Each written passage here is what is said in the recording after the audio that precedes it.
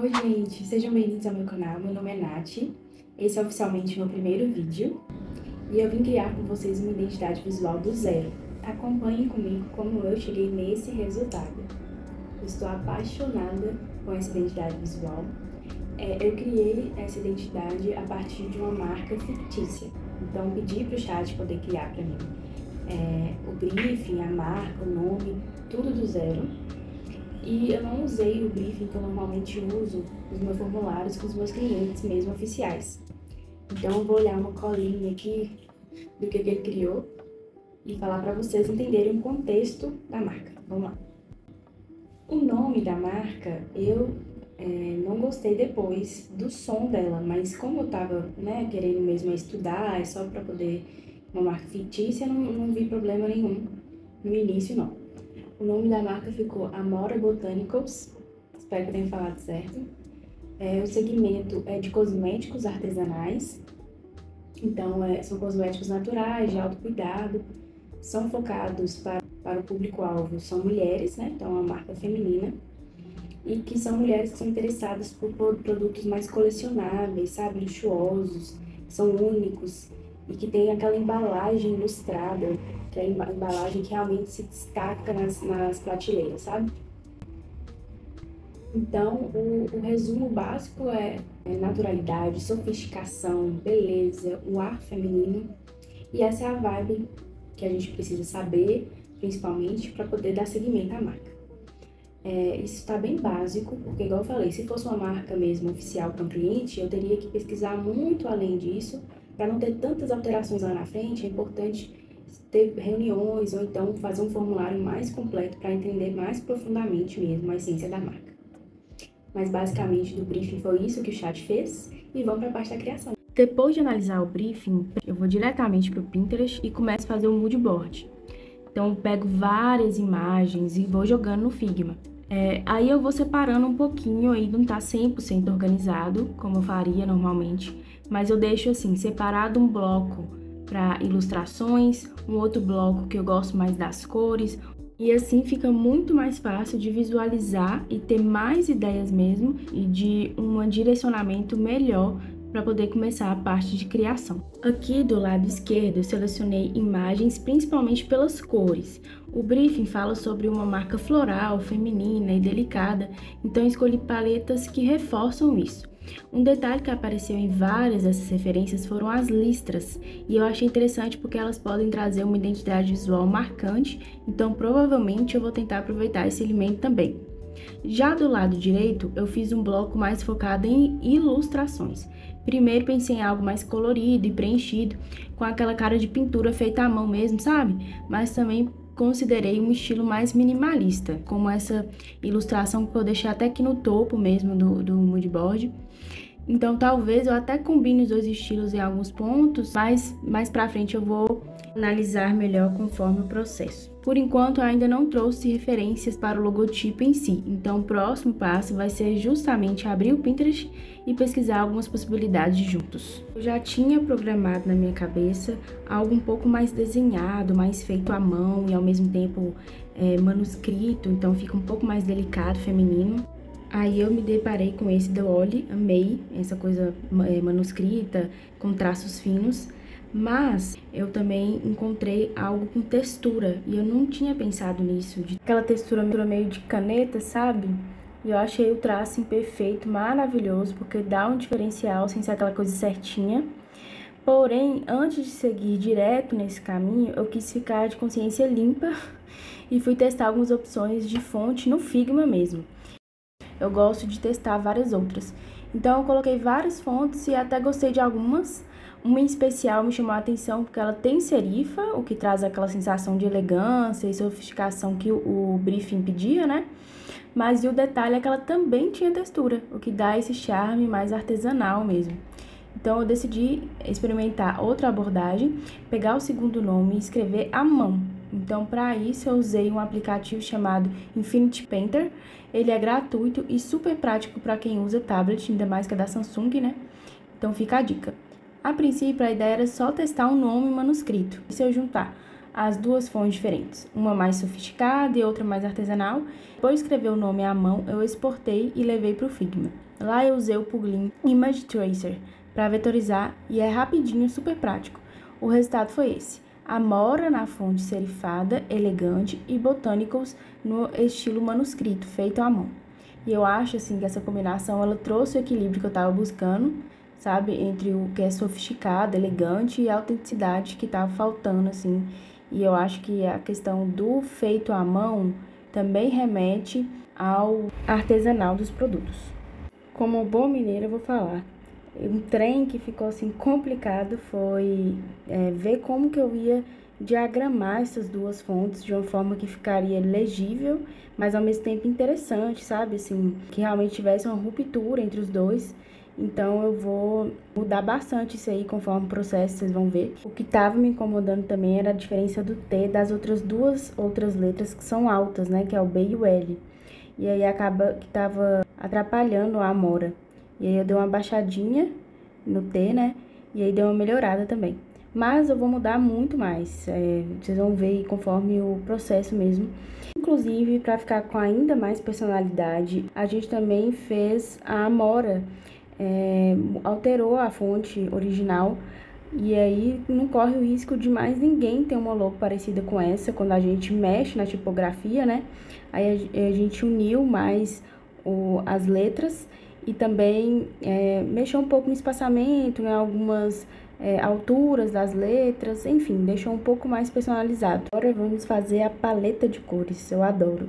Desde o princípio eu já tinha duas cores muito claras na minha cabeça. Então, quando eu bati o olho nessa referência aqui, eu já enxerguei a marca. Foram esses tons de verde e azul. Eles trazem realmente a elegância diferente, sofisticada, mas sem cair naquele clichê óbvio que a gente costuma ver. E além disso, no mood board também apareceu bastante o rosa e o dourado.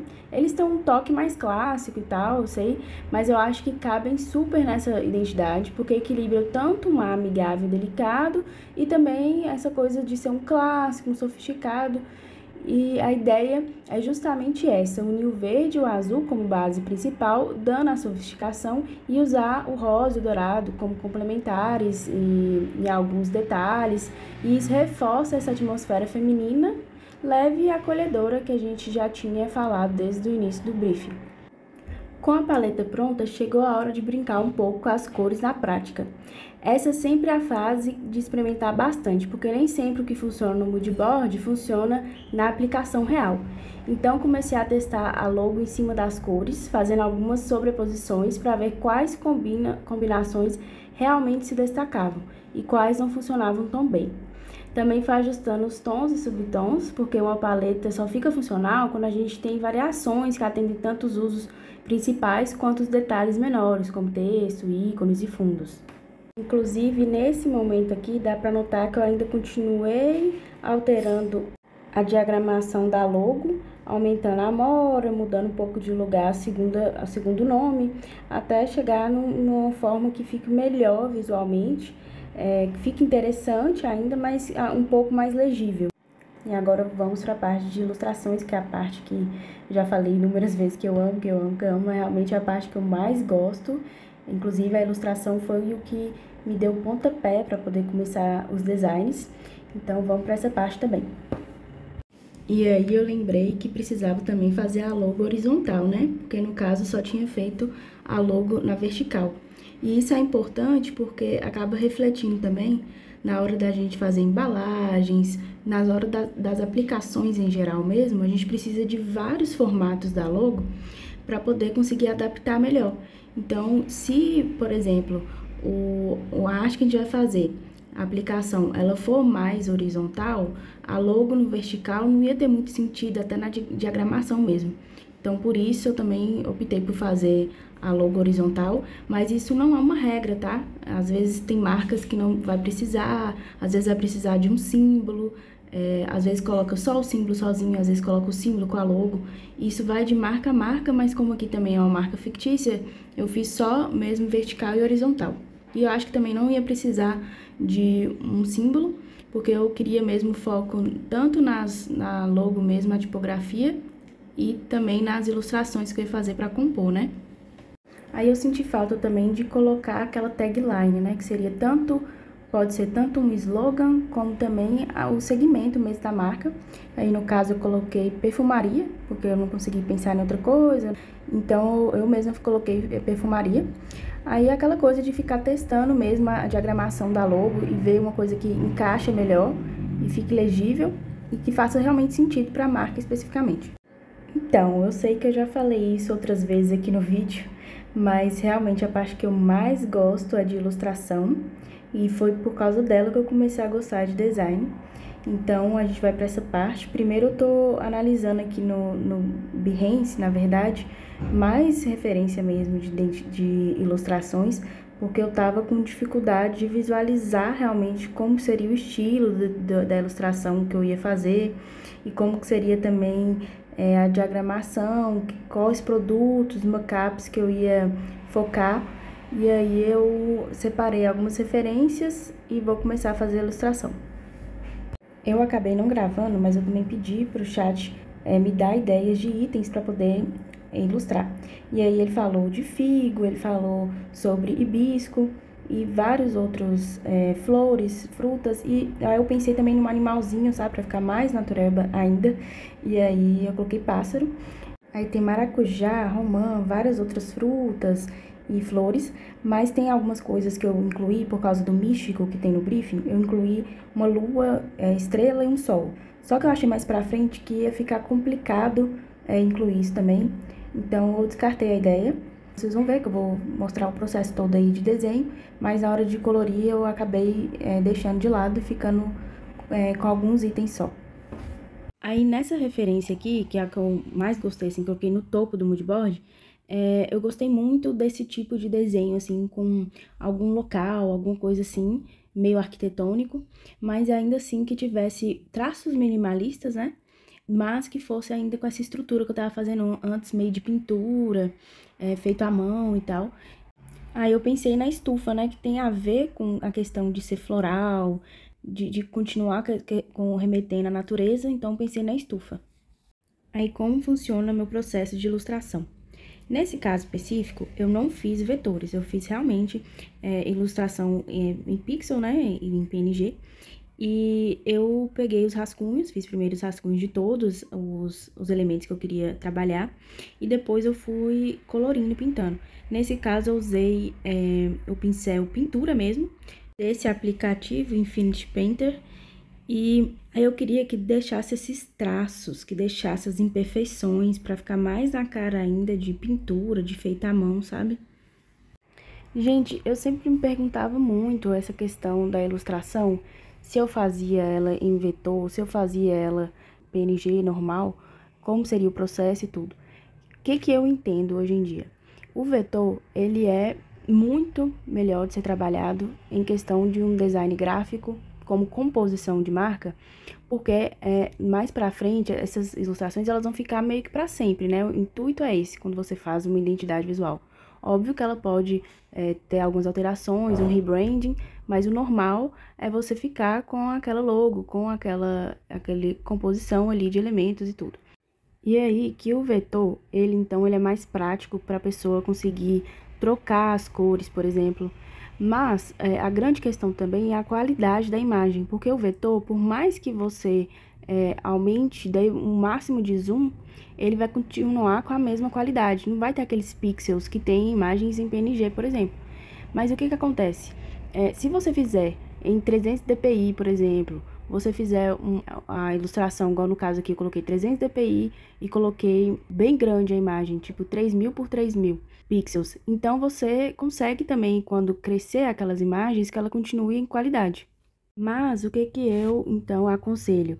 Fazer, para não correr o risco de perder a qualidade e tudo, fazer as ilustrações no Adobe Fresco, porque lá você consegue ter essa fluidez na ilustração que a gente opta, né, por fazer em PNG, porque é mais fluido e tem texturas, dá para brincar melhor com a ilustração.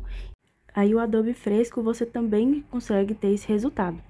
Mas é que nem eu falei, vai de cada um, dos materiais que tem, das ferramentas que usa, e tomar sempre cuidado com o tamanho e com o DPI que você coloca. Porque pode ser pixelado, pode ser PNG, mas não pode, quando aumentar, perder a qualidade. E o melhor é sempre ter praticidade, né, pro ilustrador, para o design.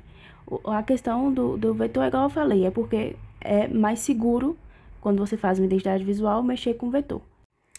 Enfim, agora continuando o processo, depois das ilustrações prontas, eu joguei elas no Figma, e aí eu fui trabalhando as ilustrações com a logo, e comecei a testar alguns mockups também, para poder conseguir fazer uma apresentação e visualizar melhor aquela marca ali, na prática, no mundo real. Eu adorei a forma que ficou a ilustração com a logo, sabe? Ficou realmente no mesmo universo ali visual. E aí, eu vou começar a fazer os mockups. Eu peguei e usei esse plugin aqui no Figma, o Mockup Plugin. E aí é muito simples de se mexer nele, é bem intuitivo. Ele vai explicando conforme você vai mexendo. Mas basicamente você vai pesquisar ali o que você quer embalagem, se você quer uma vela, se você quiser uma bolsa, você vai pesquisando em inglês, né?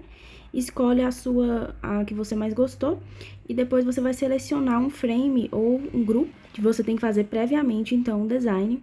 Aí tá vendo ali atrás que eu já tinha feito previamente o retângulo com as imagens e a logo? Aí eu agrupei tudo, selecionei ele, e aí você pode ir alterando as cores e as coisas de lugar, mas aí você tem que refazer de novo a seleção. Eu tô fazendo os mockups aqui mesmo no Figma, mas você pode também fazer pelo Photoshop ou qualquer outro aplicativo que você já tem mais contato, igual no Canva tem alguns mockups também.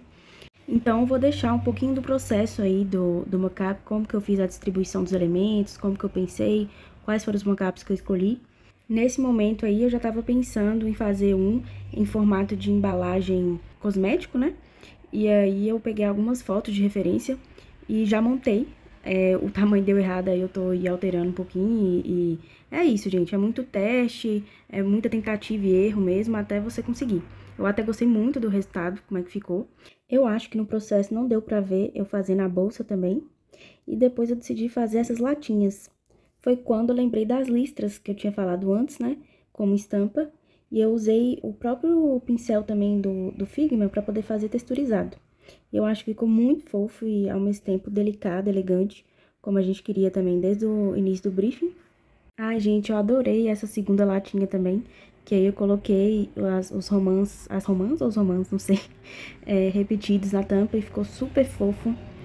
Amei o fundo azul, acho que deu um tchan, assim, que tava precisando, tava tudo muito claro, e eu acho que o azul deu um vivo, assim. Agora eu vou deixar vocês acompanhando o restante do processo em velocidade maior. Mas como dá para notar, eu usei tanto o Canva, tanto como o Photoshop para fazer outros mockups também. Aí essa fase aqui do processo, ele é basicamente de ficar pesquisando mockups, ir em vários sites, é realmente muito teste para ver qual mockup se adapta melhor para aquela identidade visual. E eu vi essa do perfume, achei a cara, né, da marca, e eu queria que tivesse o ar dessa imagem que eu capturei lá no início, né, no mood board, que eu amei a questão de ter a fachada de arquitetura, né, e esse foi o meu principal inspiração para poder fazer essa embalagem de perfume.